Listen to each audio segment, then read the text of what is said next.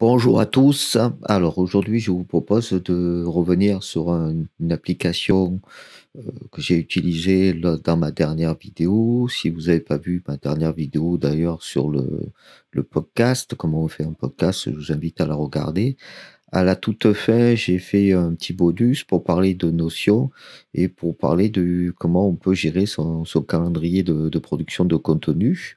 Et il me semblait intéressant de revenir sur Notion parce que c'est un programme qui est très intéressant et notamment, pour pouvoir faire, toute son organisation personnelle ou professionnelle. Et je vous propose de regarder, un petit tour de Notion à travers un exemple concret. Avant d'attaquer l'exemple concret, on va faire un tour rapide, sur ce qu'est Notion, comment on peut produire des pages et du contenu. Et si ça vous intéresse pas, si vous avez déjà, quelques notions de base et vous voulez vraiment, voir que la partie exemple concret, bah, je vais vous faire un chapitrage, comme ça vous allez pouvoir sauter directement à la partie intéressante. Et sinon pour les autres, on attaque tout de suite, la découverte de Notion. Alors déjà, comment marche Notion? Notion, il est organisé, avec une application native, pour les bureaux, macOS ou PC Windows. Il a aussi une version web, que vous pouvez utiliser en ligne donc. Des applications natives pour, les téléphones, mais aussi donc on peut le voir depuis, l'application web également sur les téléphones et sur les tablettes. Et là donc je suis sur l'application native sur, macOS. On peut voir tout en haut, on a, dans le nom de notre espace de travail. Voilà, en fait, Notion fonctionne en premier lieu avec un premier niveau qui est l'espace de travail. Vous pouvez en avoir plusieurs. Ici, j'en ai qu'un seul, hein, celui de mon Notion. Donc vous pouvez vous créer donc plusieurs, espace de travail, sachant que chaque espace de travail peut être, soit gratuit, soit payant. Vous pouvez bien entendu avec ce menu tout en haut là, jongler entre les différents, espaces de travail. Et donc, à l'intérieur d'un espace de travail, on va avoir, tout ce qu'on va avoir du niveau inférieur, ça va être les pages. Donc tout fonctionne à travers des pages. On va souvent parler de cette, notion justement, de notion, parce que, bah, c'est très important par rapport à l'organisation. Ici, on peut voir que j'ai une page production de contenu que je vous ai déjà montré dans la précédente vidéo. Mais à l'intérieur de cette page, production de contenu, bah, je vais avoir plusieurs pages, une page podcast, une page YouTube, une page idées et des vues de contenu. Et à l'intérieur de la page podcast, je peux encore avoir une autre page, vue de contenu, elle-même étant, avec un tableau Kanban, on va voir toutes ces informations-là, à quoi ça correspond. Donc, on voit qu'il fonctionne grâce à des pages dans laquelle on peut mettre y compris d'autres pages ou des éléments, notamment les tables qu'on va voir rapidement. À l'intérieur de ces pages, ici par exemple production de contenu, bah, ici j'ai le titre de la page. Donc, j'ai ici une image de couverture qu'on peut repositionner, qu'on peut modifier, bien entendu. Si on veut modifier l'image, bah, là, j'ai une image que j'ai téléchargée, mais on peut avoir des galeries avec des couleurs dégradées, des galeries diverses et variées. On peut charger un lien. On peut passer par un lien directement d'une URL. Et puis, on peut aller sur un splash, faire une recherche pour retrouver ce qui nous intéresse. Ensuite, on a ici, ce qu'on appelle des blocs, c'est-à-dire que notre page va être constituée, de blocs. Donc vous voyez que le bloc, on le reconnaît assez vite parce que vous avez le petit logo ici devant là, on va dire le D à 6 points là. Donc ce rectangle, ce bloc, quand on passe dessus, bah, il va nous dire qu'on peut le faire, le déplacer, on peut le changer d'endroit. Et après quand on clique sur le bloc, sur le carré là, on a, tout un tas de menus supplémentaires, donc on peut le supprimer, on peut le dupliquer, on peut le transformer dans un autre bloc, un autre type de bloc. On peut le copier en lien, on peut le mettre dans une nouvelle fenêtre, on peut le renommer, le déplacer et cetera et changer la couleur. Ici, j'ai tout simplement mis une couleur d'arrière-plan là par rapport à mon bloc et une petite icône devant le nom de ma page pour pouvoir bien les différencier visuellement. Donc vous voyez, ça vous permet d'avoir une totale facilité, une totale souplesse pour pouvoir créer des pages et des pages à l'intérieur de pages et puis des blocs dans ces pages afin d'organiser vos différents contenus. Ici, on voit qu'on a des blocs qui sont des paragraphes vides. Mais si je clique dessus, je peux les transformer en d'autres choses. Donc, par exemple, je pourrais dire ici que c'est une citation. Et donc, il va me prendre une forme bien particulière liée à la citation et je vais pouvoir y mettre du texte. Je peux également le supprimer. Et je vais avoir un raccourci, qui est le raccourci slash, qui va me permettre d'avoir les différents types de blocs qu'on peut mettre. Donc, vous voyez qu'on peut mettre du texte. Bon, ça, c'est tout simple, hein. Vous tapez le texte. On peut créer une nouvelle page, une page à l'intérieur d'une page. On peut créer une liste de tâches. On peut avoir des différents types de titres, de plus ou moins grande taille. On va pouvoir créer un tableau. Un tableau, c'est juste des colonnes et des lignes pour pouvoir rajouter des données à l'intérieur. Des listes à puces, des listes numérotées, des menus dépliants, ça c'est très pratique. On le voit ici, ça vous permet de cacher du contenu et donc d'afficher ou de cacher le contenu en fonction de la situation. On va pouvoir faire des citations, on l'a vu tout à l'heure. On va pouvoir mettre un simple séparateur, hein, donc une ligne comme là ici qui nous sépare une partie de notre contenu avec une autre partie. Un lien vers une autre page, un encadré pour faire ressortir une partie. On va pouvoir mentionner une personne, ça c'est quand on a la possibilité de faire en équipe sur Notion et donc d'avoir d'autres personnes qui accèdent à votre espace de travail. Mentionner une page, une date de rappel, des emojis. Et donc on a vu ici par rapport à les blocs, on va dire, de premier niveau, mais ce qui nous intéressera et particulièrement dans cette vidéo, ce sont les bases de données. Et en fait, ce que vous avez ici, c'est une base de données avec ces différentes vues. C'est-à-dire qu'on va voir qu'on peut voir la base de données en vue table, en vue tableau Kanban, en galerie, en liste, en calendrier, en chronologie. On peut intégrer la base de données donc dans la page et on peut faire une base de données pleine page, pouvoir ouvrir une page avec la base de données à l'intérieur et faire des vues liées sur ces bases de données. Ensuite, on peut intégrer carrément des images, des liens, des vidéos, de l'audio, du code, des fichiers, et on peut faire des intégrations avec des outils extérieurs, donc Google Drive, Tweet, GitHub, Google Maps, Figma, Astra, InVisio, vous voyez, il y en a pas mal. Il y a de quoi faire.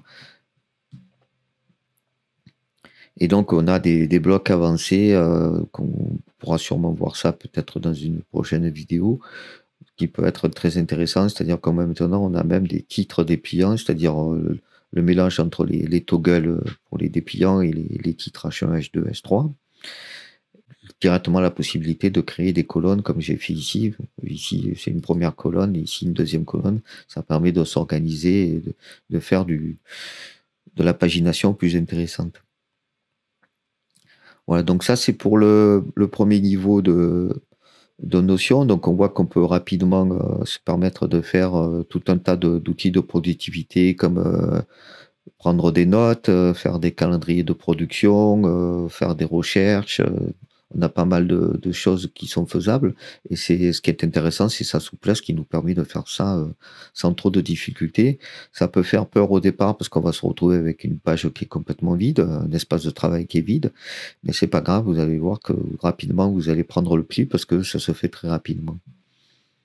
Et bien entendu, ici, si vous avez ici le raccourci avec le slash, vous avez aussi la possibilité de taper des raccourcis qui nous permettent de plus rapidement faire les choses.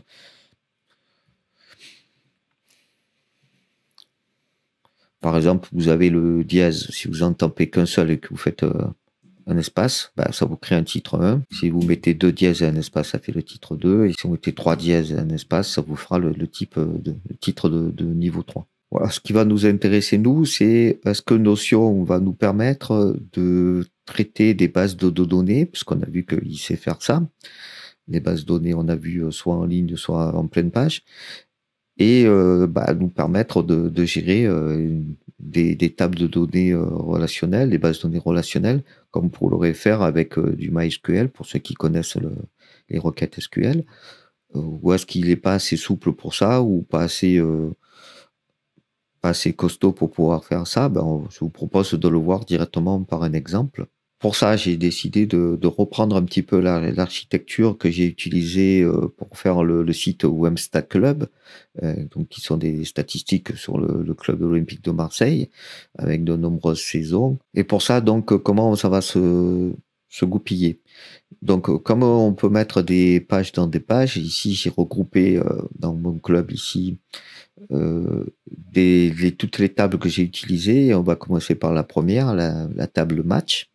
Bah oui, parce que en fait, la première entrée, ça va être une liste de matchs. On va créer match après match au cours de la saison. Et donc ici, j'ai besoin de créer une table. Alors, comment on crée une table? Je vais ajouter une nouvelle page pour vous montrer. Et donc, il nous propose base de données, table, tableau Kanban, etc. Donc, ce qui nous intéresse, c'est la première vue, la vue table classique. Je clique dessus et il va me demander soit de lier ou de créer une base de données. En l'occurrence, ici, c'est une nouvelle base de données. Je peux lui donner un titre.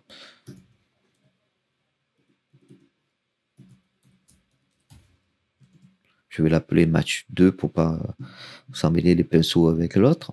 Et donc, quand on crée la base de données, il nous crée automatiquement donc, dans la vue table, parce que c'est celle qu'on a choisie, mais on va voir qu'on peut changer cette vue, deux colonnes. La colonne non, qui elle est obligatoire, qui est toujours au format texte. Alors, vous pouvez bien entendu renommer la colonne, mais vous ne pourrez pas changer le format. Le format restera sous le format texte. Après, vous créez une colonne étiquette, celle-là de colonne étiquette où vous pouvez modifier la propriété. Et donc, modifier la propriété, ça veut dire que si vous voulez pas ici, comme ici, là, une sélection multiple, vous allez pouvoir dire que c'est un nombre et changer la nature de cette colonne. Et vous pouvez en créer de nouvelles. Donc, chaque fois, avec chaque propriété aura ses propres propriétés. Et donc, vous allez pouvoir comme ça peupler après votre base de données et pouvoir faire votre première table, et celle qui nous concerne pour les matchs. Ici, je vais supprimer match parce que ça m'intéresse pas pour le moment. Je sélectionne match 2, je clique sur les 3 points et je fais supprimer. On va retourner donc dans ma table match. Donc, dans ma table match, qu'est-ce que je vais avoir? Je vais avoir le nom du match. Bon, ça tombe bien, puisque comme notre premier champ, notre première colonne, c'est obligatoirement du texte, ça c'est bon. On va pouvoir dire que c'est le match, par exemple, OM-Reims, là, qui était pour la première journée de Ligue 1, qui s'est déroulé le 7 août 2022. Alors, pourquoi j'ai mis OM-Reims 7 août 2022, pas simplement OM-Reims? Parce que quand on va voir qu'on va rajouter des données, des informations pour pouvoir les lier, il va se servir de la première colonne de la table. Et donc, si je précise pas que c'est le 7 août, il va y avoir d'autres OM-Reims pour d'autres saisons. Ça va être compliqué de les différencier. Ici, au moins, on aura la notion de OM-Reims 7 août pour vraiment séparer des autres matchs. La date, c'est simplement ajouter une colonne de type date. Je vous rappelle, on peut créer des nouvelles colonnes en cliquant sur le petit bouton ici plus. On peut l'appeler. Et on peut lui donner un type. Donc ici, par exemple, j'ai sélectionné tout simplement le type date. Ça nous permet d'avoir d'autres menus pour pouvoir paramétrer, puisque là, maintenant, la propriété date, elle est de type date. Donc ici, j'ai un format de date qui me permet d'être en date complète, en mois, jour, année, jour, mois, année, etc. Enfin, c'est jour, mois, année. Le format de l'heure, 12 heures ou 24 heures. Et si on le masque dans la vue, ou si on l'a dupliqué, etc. Là, je vais la supprimer parce que bon, j'ai pas besoin de cette date supplémentaire. Donc jusque-là, c'est simple, parce que vous avez le nom du match à indiquer et à quelle date il s'est déroulé. Par contre, on va arriver à un moment donné où on va avoir quelque chose qui serait peu efficace si on mettait simplement une colonne de type texte ou nombre et on mettait l'information. parce qu'on va vouloir récupérer ces informations-là pour les lier avec d'autres tables. Ce serait plus pratique si on avait quelque chose de générique. Et c'est là qu'on va utiliser d'autres tables et la notion de base de données relationnelle. Ici, donc, vous voyez, j'ai une saison qui est indiquée, saison 2022-2023, mais c'est pas simplement du texte que j'ai indiqué dans cette colonne-là, on voit la flèche ici, que c'est une relation. Qu'est-ce qu'une relation? Ben, c'est une autre forme de propriété. Je vais cliquer dessus, modifier la propriété. Vous voyez qu'en fait, quand on sélectionne type relation, il va nous demander à quoi c'est lié. Donc, il va falloir créer une table saison et s'il y a des limites, etc. Et si on l'affiche aussi, cette relation, dans une autre table. On va carrément créer une table saison 2 pour vous le montrer. Donc, la table saison, elle est ici. Hein. Donc, vous voyez, elle est assez simple. Il y a le nom. Comme ça, c'est obligatoire. Ben, c'est 2022-2023. L'année de début, ce qui permettra de faire des calculs ou autre. Et puis éventuellement un commentaire si jamais j'ai besoin de faire des précisions parce qu'il s'est passé des choses particulières cette saison-là. Ça peut être intéressant de le conserver. Alors comment on fait ça? Ben, comme tout à l'heure, hein, on ajoute une page, rappelez-vous, toutes les pages. Donc on va dire que c'est saison 2 et que c'est une table. Donc il nous demande de créer, si on veut créer une nouvelle base de données, oui, parce que pour l'instant, je ne sais pas lié à une base existante, mais c'est vraiment une toute nouvelle base. Et donc, rappelez-vous, il nous crée automatiquement les colonnes nom et étiquette. Donc nom, ben, ça sera 2022-2023. Étiquette, ben non, je n'ai pas besoin d'une propriété multisélection ici. J'ai besoin soit d'une date, soit d'un nombre. Ici, je vais mettre en nombre. Je vais le renommer date de début. Je vais dire que c'est 2022. Ça nous permettra de faire des calculs, des vérifications, etc. Et on a vu qu'on avait un champ commentaire, donc propriété commentaire. Commentaire, ben, c'est de forme type texte, hein, donc il n'y a pas à modifier, mais éventuellement, vous avez toutes ces possibilités-là en termes de type de propriété. Et donc, comme ça, on a reproduit exactement la table saison que j'ai utilisée dans la base. Et vous voyez que c'est assez simple. Je vais le supprimer parce que j'en ai pas besoin. Si je reviens dans ma table match, ben, je vais pouvoir faire une relation. Donc, créer la nouvelle colonne, dire que je veux que ce soit la propriété saison 2. C'est une propriété de type relation. Vous voyez que c'est dans les avancées, hein, parce que c'est vraiment commence déjà à attaquer quelque chose de plus complexe. Il va me demander à quoi je veux le lier, à quelle table je veux le lier. Ben, j'ai créé une table saison. S'il y a une limite, donc ça c'est par rapport à une page, aucune limite, etc. Donc vous pouvez laisser de base.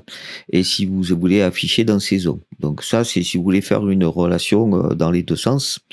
C'est-à-dire que si vous voulez que les matchs apparaissent dans saison, il faudra cliquer ici pour cliquer, avoir la relation dans les deux sens.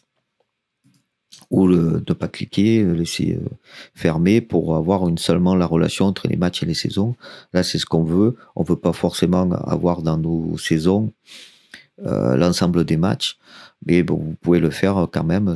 Ça peut être intéressant. On verra sur certaines tables, c'est ce qu'on a fait. Et donc, on clique sur ajouter une relation et il va nous créer donc une nouvelle relation. Ici, on le voit, saison 2.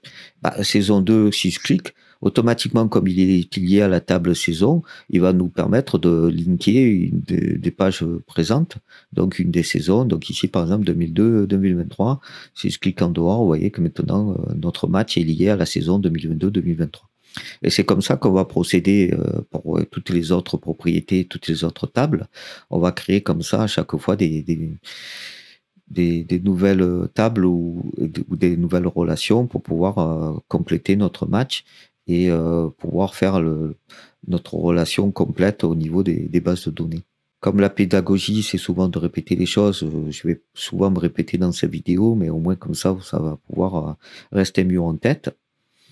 Donc ici, je vais supprimer, parce que bon, j'ai déjà une colonne saison. Je sais pas, vous allez en créer une nouvelle. On va supprimer. Et donc, si je reviens au tout début, donc j'ai mon nom du match, ma date, ma saison, qui est liée maintenant à une autre table qui s'appelle saison. Maintenant, il faut que j'indique à quelle épreuve est lié le match.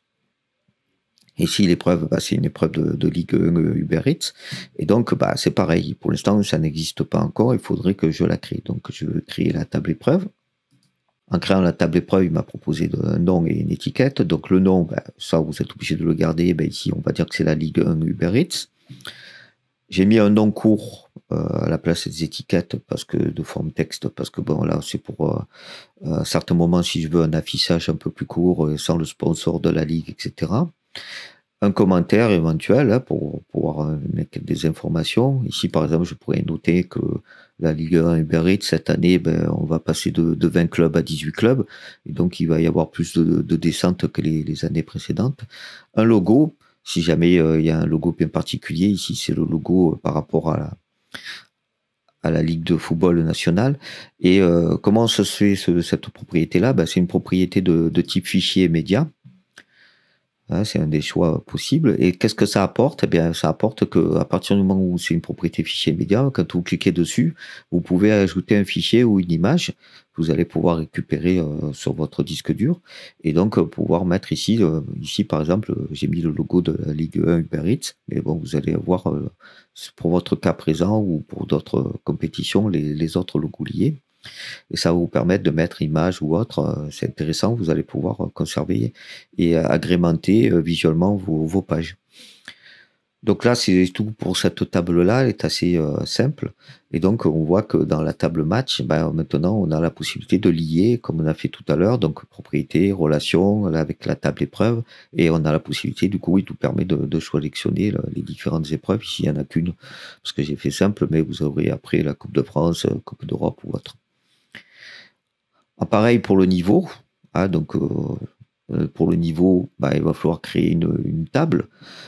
Dans cette table niveau, j'ai dit qu'il y avait le nom de la table. Ça, comme c'est obligatoirement le nom, on va mettre par exemple ici première journée.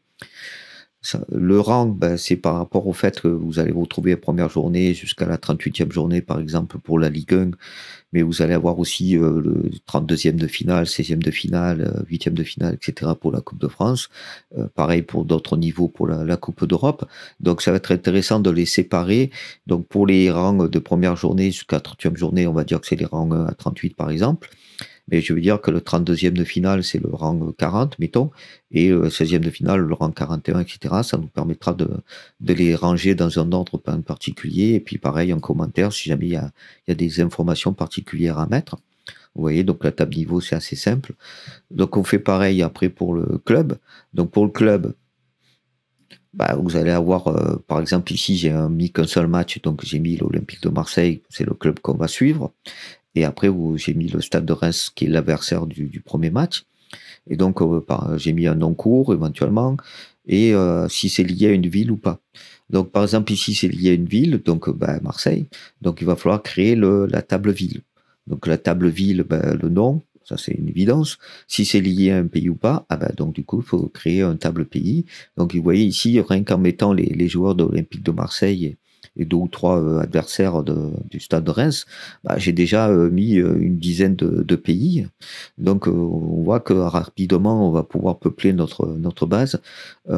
J'ai mis également les drapeaux pour que ce soit un peu plus sympa. Et vous voyez, vous avez la notion que j'ai indiquée tout à l'heure, c'est-à-dire qu'ici, on a une relation double. C'est-à-dire qu'on a les villes qui sont liées aux pays et les pays qui sont liés aux villes. Si on va sur la relation ville et qu'on fait modifier la propriété, on voit qu'on a les flèches dans les deux sens. Parce qu'on a coché ici affiché dans ville, et ça nous permet quoi? Ça nous permet que quand on consulte la table ville, on va avoir le pays dont il va être lié, mais quand on consulte la table pays, comme un pays peut avoir plusieurs villes, on va voir la liste des villes. Par exemple ici, comme j'ai mis que deux villes en France, on a Marseille et Reims, mais une fois qu'on va peupler un peu plus notre table au fur et à mesure des matchs, on va vite se retrouver avec énormément de villes concernées pour chaque pays. Et ça vous fait vraiment une relation en base de données classique qui est assez poussée et qui vous permet de faire des choses assez sympas. on pourrait afficher quelque part après, de façon un peu plus visuelle, un peu plus sympa, la liste des villes par pays, etc. Donc si on revient, ben, on a vu que pour l'instant, tout ça, c'était pour aider par rapport à club. Et donc à club, il y a également des stades. Parce qu'un club, il va jouer dans un stade bien particulier. Par exemple, pour l'OM, ça va être le Stade Vélodrome. Ben, il va falloir créer la table stable. Et la table stade, ben, on voit ici qu'il y a encore la notion de la ville, puisque le stade, il est dans une ville bien particulière. Mais j'ai vu par rapport à la capacité, j'ai mis par rapport à l'adresse, un éventuel commentaire, et une longitude, une latitude pour pouvoir le géolocaliser sur une carte éventuellement, et le club qui lui est lié. Hein, comme ça, vous avez à la fois la relation club et stade. Si on revient dans le club, après vous avez le logo, donc format fichier, propriété de type fichier, puis vous avez un commentaire, éventuellement la date de création et la date de fin. Donc c'est bien d'avoir la date de création de chaque club, si vous pouvez la retrouver. Et après, si vous avez un club qui a disparu, qui est plus en cours, normalement là c'est pas le cas, puisque si vous partez de zéro et que vous faites la table pour la première fois, vous avez que des équipes qui sont encore en cours de compétition, mais au fil des ans, vous allez voir que certains clubs vont mourir, et donc il y aura une date de fin. Donc tout ça est club, ville, pays, stade, on a vu que c'était tout lié, et ça nous permet de peupler encore la table match. Ensuite, on va avoir le score du match, donc le score du club 1 et le score du club 2, score 1 et score 2. Ici, c'était 4-1. Ensuite, on a un score après prolongation. Vous voyez ici l'intitulé de notre propriété est plus long que la ligne. Donc, si vous voulez augmenter ou diminuer la largeur de la colonne, vous mettez la souris entre les deux, et ça devient bleu, le trait vertical devient bleu, et vous pouvez le déplacer pour pouvoir mettre à la bonne taille. Ensuite, vous avez éventuellement s'il y a eu des tirs au but. Bon, là c'est de la Ligue 1, donc bon, il n'y a pas de score après prolongation de tirs au but. Le club 2, donc ça, on n'a plus besoin de créer la table club parce qu'elle est déjà créée. Même si la propriété, c'est une autre propriété que club 1, il va se référer à la même relation avec la table club. Ensuite, l'issue du match, si c'est la victoire du club 1, victoire du club 2 ou un nul. J'ai créé aussi une table pour ça, assez rudimentaire, hein, le nom, victoire club 1, victoire match nul et victoire club 2. À ce niveau-là, on pourrait commencer éventuellement à voir différemment. Si vous avez rien de particulier, ici j'ai mis des commentaires éventuellement pour être un peu plus précis sur cette notion-là, mais j'aurais pu très bien dire que pour l'issue du match, c'était un champ de type sélection. Je vais vous montrer à quoi ça ressemble. Si on fait ici modifier, si je dis que c'est pas une relation, mais une sélection, par exemple, on va dire victoire 1. Je fais entrer. Après, ça pourrait victoire 2. Entrer. Et donc, chaque fois, il me crée l'issue possible, et ça vous permet d'éviter de faire une table juste par rapport à un champ si vous savez qu'il y a très peu de valeurs possibles. Il n'y a pas de nécessité de créer une nouvelle table parce qu'il y aura qu'une seule colonne dans cette table-là, donc ce serait pas très utile. Et c'est le type de champ sélection ou celui qui ressemble beaucoup mais qui est sélection multiple qui va vous permettre de faire ça. Sélection multiple, c'est que vous avez la possibilité à la fois de dire que c'est victoire 1 et victoire 2. Bon là, ce serait pas logique. On n'a forcément qu'un seul résultat possible. Et donc après, vous pouvez très bien revenir sur la propriété précédente, c'est-à-dire remettre sur la relation avec issue et dire que vous ajoutez une relation. Et donc l'issue va nous reproposer victoire club, etc. Donc je vous rappelle, donc là on a fait une table, mais pour ce champ-là, à la limite, on pouvait s'en passer. Ensuite, le stade, ça tombe bien, on l'a déjà créé par rapport au club. Donc on a juste à créer cette colonne-là et sélectionner le stade. L'affluence, c'est une information qu'on pourrait presque récupérer par ailleurs, mais ici, vous allez avoir pour chaque match. Dans le stade, vous avez l'affluence, qui est l'affluence du stade lui-même. Donc le Stadiodrome peut faire 67 394 places, mais vous allez avoir à chaque match des résultats différents. Vous allez avoir des matchs où il va y avoir guichet fermé, ça va être plein. Et puis à d'autres moments, vous allez avoir des matchs où il y aura peut-être que 10 000 personnes, parce que c'est un match qui se passe en semaine et avec un adversaire moins intéressant, qui aura moins de succès. Et puis après, vous allez avoir un commentaire, donc ça, c'est assez simple. Le diffuseur ici, c'est Amazon Prime Video pour le premier match, mais vous allez en avoir plusieurs dans la saison. Donc, il va falloir créer une nouvelle table. Pour cette table-là, j'ai mis juste par rapport au nom Amazon Prime Video, et puis j'ai mis un logo. C'est plus sympa, ce sera plus sympa d'avoir visuellement le logo pour pouvoir faire des pages très jolies. Et donc, c'est assez simple, c'est une relation comme on a vu jusqu'à présent. Ensuite, on va avoir des logos, et ici, vous voyez, il y a encore un symbole qu'on n'avait pas vu jusqu'à présent. Ici, on a la flèche, et là, on a une loupe. Donc, ça veut dire qu'on n'est plus dans une relation, mais on est dans ce que Notion appelle une agrégation. Qu'est-ce que c'est? Une agrégation, ça reste une propriété de type agrégation. Donc, c'est juste en dessous de relation. On va voir pourquoi. C'est assez logique, parce que c'est lié. C'est-à-dire qu'agrégation va nous demander d'abord avec quoi on veut se relier, avec quelle table de données on veut se relier. Donc ici, par exemple, pour nous, ça sera épreuve.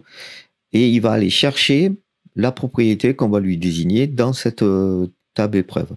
Ça veut dire qu'avec relation, vous allez pouvoir récupérer, comme on l'a fait ici, par exemple, les valeurs de la première colonne de notre table, comme ici également. Mais là, on va aller plus loin puisqu'on va aller récupérer n'importe quelle propriété de cette table. Et donc ici, j'ai précisé le logo. J'aurais pu récupérer le nom, le commentaire, le logo et le nom court. Donc ici, ce qui m'intéressait, c'était le logo. Et donc, je vais pouvoir récupérer comme ça le logo par rapport à l'épreuve et le logo du club 1 et le logo du club 2, qui me permet comme ça d'avoir des informations qui sont dans une autre table et dans différents champs de cette table, et ce qui permet vraiment d'agrémenter encore plus notre base de données relationnelle. Voilà, donc on voit c'est assez simple et ça nous permet quand même de faire quelque chose de très costaud. Donc là, on a rempli déjà par rapport au match. Donc, on a quand même fait la table match, saison, épreuve, niveau, club, ville, pays, stade, issue, diffuseur. C'est déjà pas mal. Mais maintenant, on veut mettre des joueurs dans ces matchs. Donc, des joueurs, même un arbitre éventuellement, même un entraîneur, même un président de club, si vous voulez préciser à chaque match quel est le président du club. Et donc, vous allez avoir à lier ça à une nouvelle table qu'on va appeler présence. Donc, c'est comme ça que j'avais fait par rapport à Webstack Club. C'est vraiment la structure de la base de données que j'ai utilisée pour Webstack Club. Et donc, c'est présent, c'est quoi? C'est comme je disais, c'est est-ce que l'acteur, on va appeler ça un acteur, est présent au moment de ce match-là, soit en tant que joueur, soit en tant qu'arbitre, entraîneur, etc.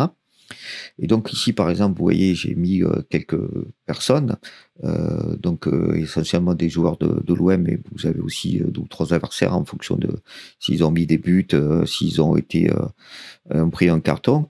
Et donc ici, vous avez par exemple Ruben Blanco. Et donc cette présence-là, avant d'attaquer chaque table, on voit que il va falloir lui lier peut-être un acteur, parce que c'est bien beau de dire que c'est une présence, mais il faut lui dire, par exemple, quand il est rentré, quand est-ce qu'il est sorti, le match qui lui est lié, le rôle qu'il a eu, etc. Donc, le nom, comme ça, c'est imposé, le champ texte de la première colonne est imposé. J'ai mis Ruben Blanco, par exemple, 07-08-2022. Rappelez-vous, c'est aussi quelque chose que j'ai utilisé au tout début par rapport au match. J'ai précisé que c'est Ruben Blanco du match 07-08-2022, cette date-là, parce que sinon, des Ruben Blanco, vous en allez avoir pendant toute la saison, et donc vous allez vous retrouver avec la difficulté de pouvoir les séparer, et donc la date va nous permettre de faire ça. Alors pourquoi je fais ça? C'est parce que là, c'est vrai, c'est une délimitation de notion, c'est-à-dire que comme il impose cette première colonne sous la forme texte, là vous allez avoir une difficulté, c'est que vous n'allez pas pouvoir mettre simplement quelque chose qui est issu par rapport à la base.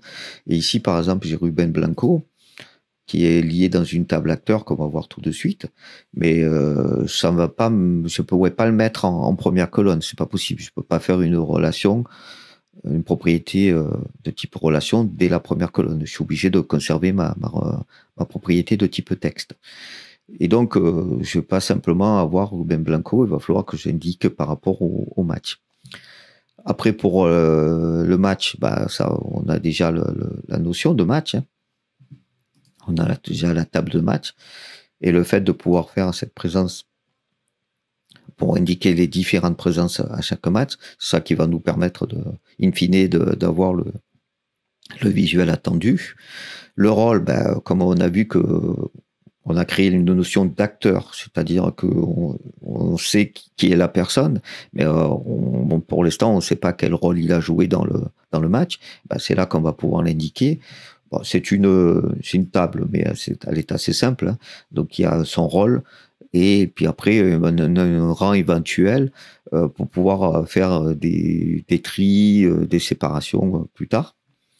Ensuite, on va voir les différents acteurs. Là, vous avez quelques acteurs, donc quelques joueurs d'Olympique Marseille, 2 ou 3 joueurs du Stade de Reims. On a vu que on a de la même difficulté que tout à l'heure, c'est-à-dire que comme le premier champ, c'est un nom, c'est un champ texte, je ne vais pas pouvoir mettre directement Ruben Blanco. Il va falloir que je fasse d'abord un champ prénom, un champ nom, et pouvoir le préciser ici.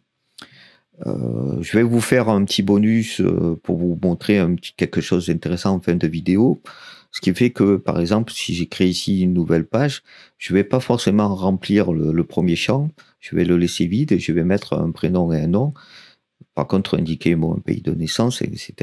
Ce qui fait que ce champ-là, je ne vais pas le remplir moi-même. Je vais vous montrer une astuce qui permet de faire du remplissage pour éviter d'avoir le côté fastidieux de dire j'ai déjà rentré Ruben Blanco, pourquoi je devrais remettre Ruben Blanco ici? C'est parce qu'on a cette limitation de notion qui fait qu'il faut qu'il y ait un champ texte pour commencer. Et donc après, vous avez le pays de naissance. On a déjà fait une relation avec une table pays. C'est parfait, on va pouvoir le sélectionner. Le pays de sélection, c'est encore une relation avec un champ pays. La date de naissance, c'est simplement un champ date classique. Et le lieu de naissance, on a vu qu'on a les villes, c'est parfait, on va pouvoir l'indiquer. J'ai ajouté éventuellement, si le joueur a un surnom, un commentaire éventuel, sa photo, si vous voulez mettre une photo, vous avez juste à la récupérer et la choisir depuis votre disque dur. Et on a ici propriété de roll-up. Donc c'est ce qu'on a vu tout à l'heure, les agrégations. Voilà, donc on a pas mal d'informations dans Acteur. Si je reviens dans Présence, on a vu qu'on va pouvoir sélectionner la présence d'un acteur, l'indiquer quand est-ce qu'il est rentré et sorti, le match pour lequel il est lié, son rôle et le club sur lequel il est lié. Tout ça avec présence et acteur, c'est déjà intéressant parce que ça veut dire qu'on va pouvoir maintenant peupler notre match et dire qui étaient les acteurs présents lors du match. Ça commence à devenir beaucoup plus intéressant. Donc, rôle, on l'a vu. Nos acteurs, qu'est-ce qu'ils font pendant le match? Ils vont pouvoir avoir 2 notions très importantes. S'ils ont marqué des buts ou s'ils ont pris des cartons. La table but, c'est assez simple. On va retrouver cette notion du fait que comme on est bloqué par rapport à la première colonne dans un champ texte, il va falloir lui indiquer un nom. Si j'indique juste, par exemple, que c'est le but du 1-0, ça va être un peu compliqué pour le retrouver. Il va y en avoir des milliers. Donc ici, j'ai mis que c'est le 1-0 pour le 07-08 2022. Comme ça, au moins, on a bien le match intéressé. Et puis, on a comme ça la chronologie du 1-0, 2-0. On voit qu'en plus, qu'est-ce qui s'est passé au cours du match. Si c'est d'abord été une large avance et puis l'autre club un peu rattrapé, ça nous permet de le voir sur l'historique. Le type de but, là, pour l'instant, j'ai mis un champ de type sélection. Parce que là, le type de but, c'est pas la peine de créer une table séparée pour ça. Donc, on va mettre à chaque fois un type, par exemple, ça va être, je sais pas, un but marqué sur corner, un but sur coup franc, des notions de ce type-là. À quelle minute il a été marqué, bien entendu, ça c'est le b.a.-ba au niveau des buts, c'est le moindre des choses. Quel acteur, justement, a marqué le but, du coup, pour le coup, parce qu'on va avoir une liste des buteurs éventuellement à faire. Quelle présence? Donc ça, ça nous permet de lier avec ta présence par rapport au fait que c'est lié au match, etc. Si c'est un but contre son camp ou pas, Donc ça, c'est une notion qu'on n'a pas vue pour l'instant, c'est la propriété de type case à cocher. Donc les cases à cocher, ça nous permet en fait de dire si c'est vrai ou faux en quelque sorte, hein. Donc cocher pour dire que c'est vraiment le cas. Donc ici contre son camp est coché, ça veut dire que le but a bien été marqué contre son camp. Et non coché, le but n'a pas été marqué contre son camp. Donc ça peut être intéressant pour rapidement faire du vrai-faux. Ensuite, vous avez un petit commentaire. Ici, comme c'est un but contre son camp, j'ai marqué que c'est à la suite d'un centre de cloche. Parce que comme c'est un adversaire qui a marqué le but, on a moins d'informations, mais on pourrait avoir aussi, par exemple, le passeur décisif, si vous voulez pas en faire un champ séparé, si vous voulez pas en faire un champ supplémentaire de type acteur, vous pouvez juste mettre la notion de qui a été le passeur s'il y en a eu un. Le club pour lequel le but a été marqué, ça c'est par rapport aussi à la notion de contre son camp. On va voir quand on va essayer de faire un affichage un peu plus sympa. Contre son camp, Woodfest, il joue pour le Stade de Reims. Mais là, le but, c'est le but du 1-0 en faveur de l'Olympique de Marseille. Donc, si je demande quel est le club de Woodfest, il va me dire Stade de Reims. Moi, je veux savoir pour qui le but a été marqué. Donc, je fais une type relation avec l'Olympique de Marseille. Comme ça, je sais que le but a bien été marqué pour l'Olympique de Marseille. Ensuite, le match. Donc, je sais qu'il y a déjà la présence ici et que la présence, ça nous permettrait d'avoir le match, mais justement, c'est une agrégation, un roll-up, qui nous permet de récupérer la notion de match liée à la présence. On a vu comment on faisait ça, c'est-à-dire qu'on faisait une relation avec une certaine table, et à l'intérieur de cette lame, on récupère une certaine information. Ici, on a la possibilité de récupérer le match grâce à ça. Donc, on voit pour but, pour carton, c'est le même principe. La seule différence, c'est que pour le type, ici, j'ai créé des types de type soit jaune, soit rouge, de simple sélection, qui nous permet de séparer les cartons jaunes et les cartons rouges. Comme c'est des cartons, ils ont aussi une minute où ça s'est passé. L'acteur concerné, la présence concernée, si ça est lié à une expulsion ou pas. Pourquoi? Parce que un rouge, ça sera forcément une expulsion, mais un carton jaune n'est pas forcément une expulsion. C'est un deuxième carton jaune qui va être une expulsion. Donc, on va pouvoir l'indiquer ici. Si c'est un deuxième jaune qui donne lieu à une expulsion, un commentaire éventuel. Le club concerné, comme pour les buts, il va falloir indiquer si jamais pour quel club est concerné par le carton. Ici, il n'y a pas comme pour le but, on va dire le fait d'avoir le contre son camp, mais c'est plus pratique d'avoir directement la relation club pour l'affichage et le match concerné avec une agrégation. Voilà, donc on a fait le tour de toutes les tables et tout ça, c'est bien intéressant. Ça nous fait pas mal de tables, ça nous permet de peupler tout un match, mais nous, ce qui nous intéresse, c'est d'afficher tout ça. Donc pour ça, j'ai créé une nouvelle page, une page que j'ai appelée saison 2022-2023, et ça va me permettre d'afficher tout ce qui concerne ma page. Avant d'attaquer l'affichage de la page, si je vais dans match, je vois qu'ici, par rapport à OM Reims, je peux ouvrir. Pourquoi? Parce qu'en fait, une entrée de ma base de données, c'est une page aussi. Et comme rappelez-vous, tout est page dans Notion. Donc, si je clique ici, il va me proposer en fait d'afficher ma page avec les différentes informations. Donc, je vais retrouver les propriétés que j'ai utilisées jusque-là. Ici, j'ai caché certaines propriétés, j'ai masqué certaines propriétés parce que c'est pas forcément intéressant d'avoir à chaque fois le score après prolongation et les tirs au but parce que c'est quelque chose qui n'arrive pas toujours. Et donc, je les ai masqués pour un affichage plus rapide. Et puis, on voit que dans ma page match OM Reims du 7 août, ça peut être intéressant d'avoir quelques informations. Pas simplement par rapport aux informations de base, c'est-à-dire quand est-ce qu'il s'est produit, pour tel type d'épreuve, pour quel type de journée, etc. Alors, comme je fais ça, comme c'est une page en soi, j'ai la possibilité de rajouter encore des données dedans. Je vais l'afficher en grand, il suffit de cliquer sur la flèche ici. Et donc, vous vous retrouvez ici avec la page complète. Et donc, qu'est-ce que j'ai fait? J'ai créé d'autres tables à l'intérieur avec les informations que je peux récupérer grâce à mes différentes tables. Ici, par exemple, j'ai une vue que j'ai appelée équipe 1 et en fait qui est une vue de type table, hein, parce qu'à présent on n'a utilisé que des vues tables, où j'ai la liste de mes joueurs. Alors comment j'ai fait ça? J'ai dit récupère-moi les informations qui sont concernées par les présences. Si je vais ici dans les 3 petits points, je vais avoir la source, c'est la présence, les présences, la table présence. La disposition, elle est en disposition de type table, et j'ai 7 propriétés affichées. Si je clique sur les propriétés affichées, je peux voir que je peux enlever ou remettre des propriétés. Mais ça, c'est, on va dire, pour la customisation, pour voir ce qu'on affiche ou pas. Mais nous, ce qui nous intéresse maintenant, c'est de dire, je ne vais pas forcément avoir les présences comme on avait tout à l'heure, parce que ici, je veux que les présences qui concernent un match.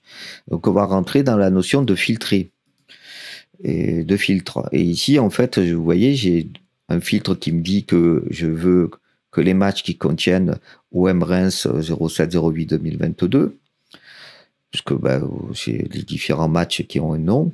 Donc ici, j'ai qu'un seul match, mais je pourrais en avoir plusieurs, mais donc moi, je veux afficher que pour ce match-là.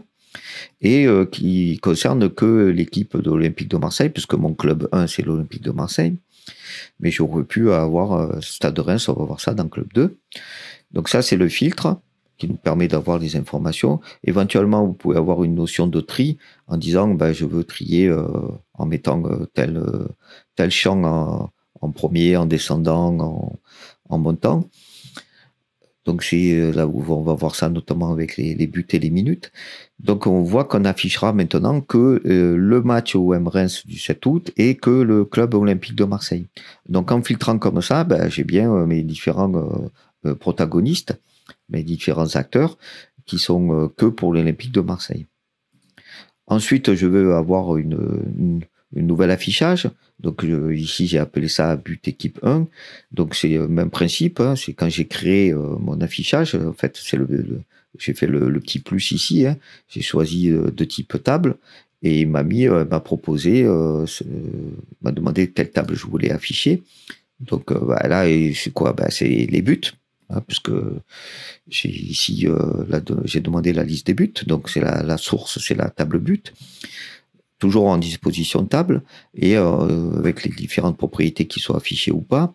Et il me faut un filtre. Le filtre, c'est quoi?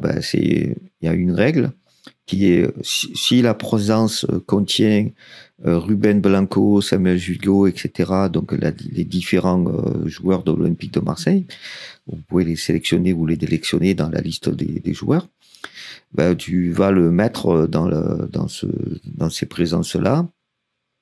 Tu vas les mettre éventuellement dans les buteurs. Si et, donc on voit que les conditions c'est si et donc c'est si il y a un but contre son camp ou pas. Ici, je veux d'abord les buts que de l'équipe 1, donc pas contre son camp. Et le principe ici est à peu près le même, sauf que c'est l'inverse, c'est-à-dire que je vais sélectionner par rapport à des présences et si c'est un but contre son camp en faveur de l'équipe 1, donc Olympique de Marseille. Et pour le filtre ici, rappelez-vous tout à l'heure, j'ai rajouté le fait d'être avec un club, ce qui fait qu'éventuellement je pourrais tout simplement faire un filtre par rapport aux cases cochées et but contre son camp par rapport à l'Olympique de Marseille et avec les présences concernées. Ici, vous voyez le filtre, ici vous voyez le tri, avec marqué minutes et la flèche vers le haut. Ça veut dire que j'ai fait un tri sur les minutes, sur le champ minutes, en ordre croissant, qui fait que mes buts sont vraiment liés, sont triés avec cet ordre-là. On voit bien que c'est 45e, 75e, 94e. Pour le carton, c'est à peu près le même principe. Hein, donc, on va avoir le club concerné, etc. Si on fait filtrer, on voit que on a filtré à part les présences et par le type de carton. Et j'ai trié par les minutes. Si je fais les cartons rouges, c'est le même principe. Pareil pour l'équipe 2, but équipe 2, etc. Ça, c'est le même principe, si ce n'est que j'ai plus l'Olympique de Marseille, mais j'ai pris l'autre club. Et donc, on va se retrouver comme ça à peupler toute notre page match. Et donc, on voit tous les événements qui sont produits dans le match. Donc, qui sont les participants, s'il y a eu des buts contre leur camp, des cartons jaunes, rouges, etc. Pour ça, pour tous les acteurs présents. Alors, comment on peut faire pour ne pas avoir à refaire la roue à chaque fois? Je vais vous montrer si jamais je reviens dans match. Ici, vous avez le fil d'Ariane, hein, donc ça vous permet de revenir rapidement à un endroit si vous étiez à l'intérieur de match ici et que vous êtes déjà arrivé à un certain niveau, vous ne voulez pas revenir au cran d'avant, mais vraiment dès le début, vous avez le fil d'Ariane qui vous permet de passer de l'un à l'autre. Donc on a par rapport au match, donc si je vais dans table match, on se retrouve ici avec la possibilité de créer un nouveau match. Juste, je vais supprimer parce que là, ça m'a fait tout à l'heure un champ vide. Alors, ici, donc, je crée une nouvelle page. Rappelez-vous, tout est page. Donc, je crée pour un match, c'est créer une nouvelle page, en fait. Qu'est-ce qui va se passer? Je vais pouvoir lui dire remplir ici les champs directement ou cliquer sur ouvrir et remplir les champs ici. Mais qu'est-ce qui va se passer ici? Vous voyez, c'est tout vide. Je n'ai plus mes différentes tables dont je me suis servi tout à l'heure. Il va falloir que je les recrée complètement une à une après l'autre. En fait, on peut procéder différemment. On peut créer ce qu'on appelle des templates et des modèles. Et donc, j'ai créé un modèle match. Et dans le modèle match, si je l'appelle, je vais pouvoir peupler mon match avec les différentes tables, différentes vues, beaucoup plus rapidement que si j'avais à les refaire à chaque fois. Alors, comment ça marche? Ici, il existe, mais si vous faites un nouveau modèle, il va vous proposer de remplir. Et quand vous avez sauvegardé, du coup, ça va vous remplir un nouveau modèle. Je vais le supprimer là parce que pour l'instant, je ne veux pas créer un nouveau modèle. Si je reviens dans mon match, j'ai créé déjà un modèle match. Ce modèle match, si vous allez dans les 3 petits points ici, vous pouvez modifier le modèle. Et à quoi ça ressemble? Vous voyez, j'ai récupéré, alors c'est pas tout récupéré, hein, j'ai mis juste équipe 1, but équipe 1, équipe 2. Je sais pas le modèle au complet, mais en gros, le principe, c'est que vous faites votre modèle au complet de toutes vos tables pour que vous allez avoir à chacun de vos matchs. Comme ça, vous n'avez pas, comme je disais, à réinventer la roue. Et là, vous allez avoir la possibilité, quand vous allez créer votre nouveau match, de cliquer sur modèle match. Et vous allez voir qu'il va vous construire automatiquement les différentes tables. La seule chose, c'est que il nous propose pour l'instant de se servir des tables qu'on a utilisées pour le premier match, ce qui va pas, puisque nous, pour l'instant, on veut changer les notions. Et donc ici, comment on fait? On va pouvoir dire en fait que l'acteur c'est un tel, ça bouge pas, qu'il est rentré, etc. Ça, vous allez le remplir petit à petit. Mais quand vous allez avoir, par exemple, les buts, la présence sera plus la présence par rapport au match de tout à l'heure. C'est-à-dire que si je clique dans le champ, il va me proposer que des présences qui sont liées à ce qui existe déjà par rapport au 7 août. Alors que là, ça va être le match suivant. Et donc, il va falloir créer, d'abord peupler les différentes tables, la table présence, et quand ici vous allez pouvoir remplir, vous allez effacer ce qui existe déjà et remplacer par vos nouveaux champs qui sont intéressants pour vous. Et donc il y a un petit travail à faire, mais l'avantage c'est que vous n'avez pas à recréer quand même chaque fois la table équipe 1, équipe but, équipe 1, équipe 2, etc. Donc c'est beaucoup plus rapide. Si je reviens d'un match et que je supprime ici, parce que pour l'instant j'ai pas de match indiqué. On va garder qu'un seul match, ce sera plus pratique. Donc vous vous retrouvez donc avec la possibilité de peupler rapidement chaque match, non seulement en remplissant les champs de la table, mais avec le type de modèle, la possibilité d'avoir quelque chose encore plus complet. Donc vous voyez que vous pouvez rendre ça vraiment très complet par rapport au match. Et donc du coup, c'est bien de pouvoir indiquer pour les matchs, mais moi ce qui m'intéresse, c'est d'avoir un compte rendu par rapport à la saison aussi. Et pour la saison, qu'est-ce qu'on va faire? Je vais créer une liste de matchs. À l'intérieur, j'ai refait encore une nouvelle table. Cette table-là, ça va être ma liste de matchs ici, par exemple, que de la Ligue 1. Comment je le sais? Il y a le titre, mais il n'y a pas que ça. Je sais que j'ai filtré par rapport à la saison, pour avoir que la saison 2022-2023, et que j'ai filtré par rapport à l'épreuve Ligue 1. Et j'ai trié par rapport aux dates. Comme ça, on sera bien dans l'ordre des dates chronologiques. Ensuite, vous allez retrouver donc au fur et à mesure avec vos différentes dates. Donc, ce sera pour la liste des matchs. Je peux avoir éventuellement l'affichage des buts concernant l'OM, parce que tout à l'heure, on avait les buts concernant le match du 7 août. Mais là, je peux avoir la liste, si je rajoute d'autres matchs, j'aurai la liste de tous les buts qui ont été marqués. Ce qui est pratique, vous avez vu, c'est que vous avez également du coup l'historique, c'est-à-dire si c'est le 1-0, 2-0, etc. Quand est-ce que ça s'est passé au moment du match, la présence concernée, donc le joueur concerné, éventuellement le commentaire pour préciser quel type de but tout ça c'est. Et vous allez avoir, c'est bien beau d'avoir la liste des buts, mais moi ce qui m'intéresse, ça va être aussi d'avoir les buteurs concernés. Et donc là, on va avoir un peu quelque chose que j'ai évoqué mais pas encore montré, qui est les différents types de vues. Vous voyez qu'ici, on est dans une vue table classique qu'on a utilisée jusqu'à présent, mais que là, on a une vue qui est un peu différente. C'est-à-dire qu'on se retrouve avec ce qu'on appelle un tableau Kanban, et on voit que c'est un peu présenté de la même façon. Et comment on a obtenu ça? C'est au moment de la création, on a sélectionné la disposition type Kanban. Je pourrais très bien jongler, revenir, mettre un type de table.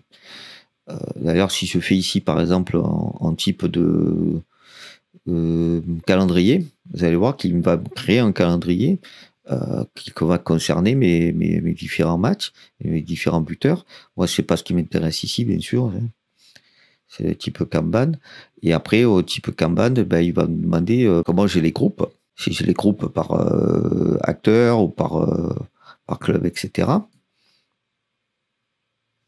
Et donc ici, j'ai groupé par acteur parce que ce qui m'intéresse, c'est d'avoir tous les buts marqués par Luis Suarez, tous les buts marqués par Nuno Tavares, etc.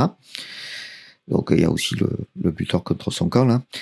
Et éventuellement, vous voyez par rapport au type Kanban, vous avez une entrée qui est sans acteur. Vous pouvez dire que vous l'affichez ou pas. Donc on va pas l'afficher. Il va nous la mettre sur le côté dans les groupes masqués. Et donc, ça vous permet comme ça d'avoir les différents types de buteurs. Concernant l'Olympique de Marseille, ça, le filtre, on n'y touche pas, parce qu'il faut que ce soit l'Olympique de Marseille. Et ça va vous regrouper par rapport aux différents acteurs. Comme il nous fait un calcul automatiquement ici, là, avec le tout compté, on voit qu'on peut faire beaucoup d'autres choses que simplement compter le nombre de buts. On peut compter les valeurs uniques, s'il y a des cellules vides, les pourcentages, faire des moyennes. Donc il y a pas mal de notions, d'informations. Et donc vous allez pouvoir faire des affichages très complexes. Et donc ça nous permet, on va pouvoir rapidement faire la liste des buteurs au cours de la saison. Le même principe pour les cartons du coup, hein, parce qu'on a vu que les cartons, les buts, c'est assez similaire. Et donc on va pouvoir comme ça avoir la liste. Donc ça, j'ai pas rangé sous forme de Kanban, parce que là, c'est pas forcément nécessaire, mais c'est à vous de voir quelle vue correspond le mieux au type de données que vous affichez. Hein. Et pour pouvoir changer une vue, ici vous avez le but type buteur, on a dit en Kanban. Vous pouvez cliquer dessus, renommer pour mettre au nom que vous voulez vous, mais aussi modifier la vue. C'est-à-dire que vous pouvez encore dire ici que finalement Kanban ça ne va pas, je reviens en table, etc. Hein. Donc c'est assez souple, vous pouvez le modifier et vous pouvez même créer deux vues pour la même donnée, la même information. Ici, si je veux que le buteur OM ça apparaît en Kanban, mais que je veux aussi la type table, je vais pouvoir dire que je sélectionne et que j'essaie de forme type table, et donc il va me faire à la fois les buteurs OM sous format du tableau Kanban, mais aussi sous format table. Hein, donc vous voyez que vous pouvez mettre plusieurs vues pour un même type de données, même information. Ici je vais supprimer. Donc on a dit carton et jaune et carton rouge, c'est à peu près le même principe. Faut filtrer par rapport à la présence, filtrer par rapport au type, au club, au nom du club, et par rapport au type de carton, si c'est jaune ou rouge. Et on va pouvoir comme ça avoir la liste de tous les cartons pris par l'équipe au cours de la saison, et voir qui est celui qui a le plus de cartons. Et vous allez avoir ici une autre vue. Ici, c'est pour la liste séparée jaune et rouge. Et ici, j'ai fait une vue cartonnée OM pour dire par joueur. Hein, c'est avec la notion de groupe et par qui va nous permettre de dire disposition Kanban, groupés par acteur, ce qui nous permet en fait de dire ben, je veux les différents acteurs. Donc Samuel Gigot, il a un carton jaune, mais s'il a un carton rouge au cours d'un match, ben, ça sera indiqué. Et donc ça va pouvoir vous faire par chaque acteur le nombre de jaunes et rouges qu'il a pris. Voilà, vous voyez, donc on a à la fois des notions par rapport à chaque table, et après vous faites des différentes vues de ces tables, différents affichages qui vont nous permettre de construire quand même quelque chose d'assez costaud. Et on voit que pour un affichage d'une saison complète, ça pose pas vraiment de problème, ça pas vraiment de limite, parce que vous pouvez faire vraiment encore beaucoup d'autres types d'affichages encore possibles et d'autres notions. Il n'y a pas de limite, puisque avec les tables, vous allez pouvoir tout interconnecter. Voilà, il me semble que c'était un tour assez complet de ce que permet de faire Notion, et notamment au niveau des bases de données. Les plus grosses limitations, c'est le fait d'avoir ce champ obligatoire de type texte quand on crée. Et c'est là-dessus qu'on va terminer la vidéo, sur le bonus. Alors, comme je disais tout à l'heure, il y a un champ tout à l'heure qu'on n'a pas rempli dans ma table acteur. C'est-à-dire que je crée un nouvel acteur. Ici, j'ai créé un acteur Toto Cotugno, mais j'ai pas rempli. Pourquoi?